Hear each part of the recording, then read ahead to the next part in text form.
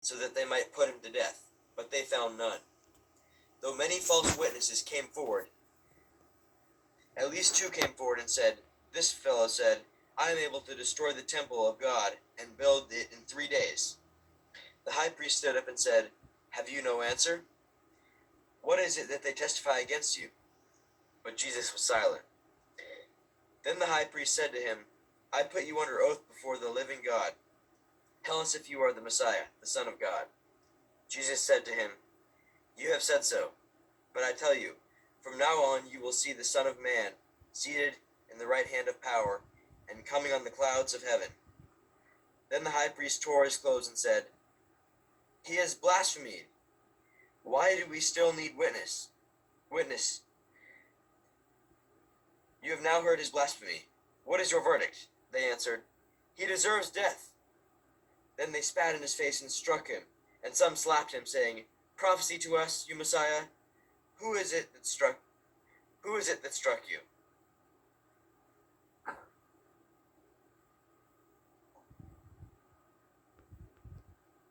Up to him and said, "You also were with Jesus the Galilean." But he denied it before all of them, saying, "I do not know what you are talking about." When he went out to the porch, another servant girl saw him, and she said to the bystanders, "This man was with Jesus of Nazareth." Again he denied it with an oath, "I do not know the man." After a little while, the bystanders came up and said to Peter, "Certainly, you are also one of them, for your accent betrays you." Then he began to curse, and he swore an oath, "I do not know the man." At that moment, the cock crowed. Then Peter remembered what Jesus had said, "Before the cock crows, you will deny me 3 times." And he went out and wept bitterly.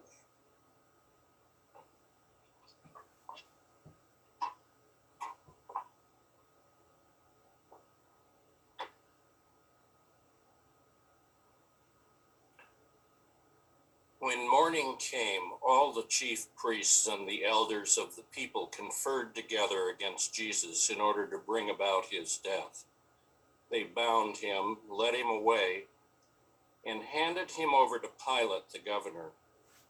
When Judas, his betrayer, saw that Jesus was condemned, he repented and brought back the 30 pieces of silver to the chief priests and the elders. He said, "I have sinned by betraying innocent blood." But they said, "What is that to us? See to it yourself." Throwing down the pieces of silver in the temple, he departed, and he went and hanged himself.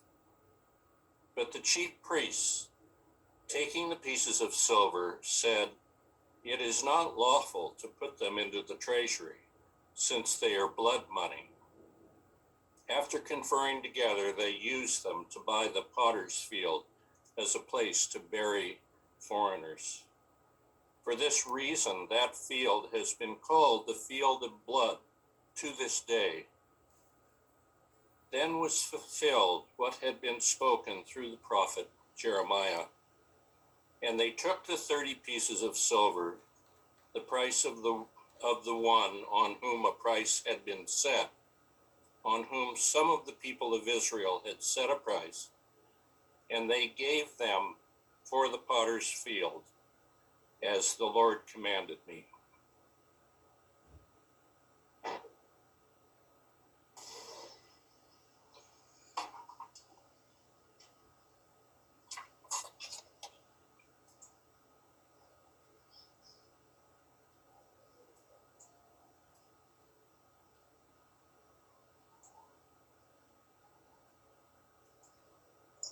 Oh, I can't put you on screen without your camera being on.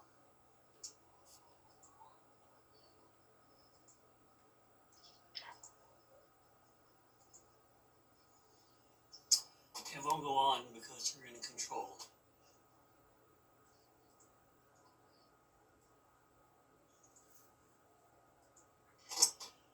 Now Jesus stood before the governor, and the governor asked him, "Are you the king of the Jews?"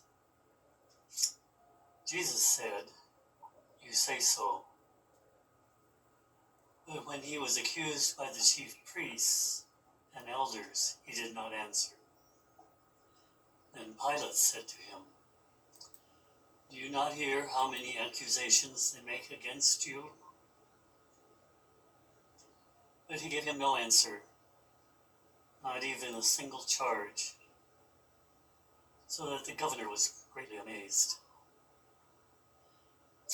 Now at the festival, the governor was accustomed to release a prisoner for the crowd, anyone whom they wanted. At that time, they had a notorious prisoner called Jesus Barabbas. So after they had gathered, Pilate said to them, "Whom do you want me to release to you, Jesus Barabbas or Jesus who is called the Messiah?"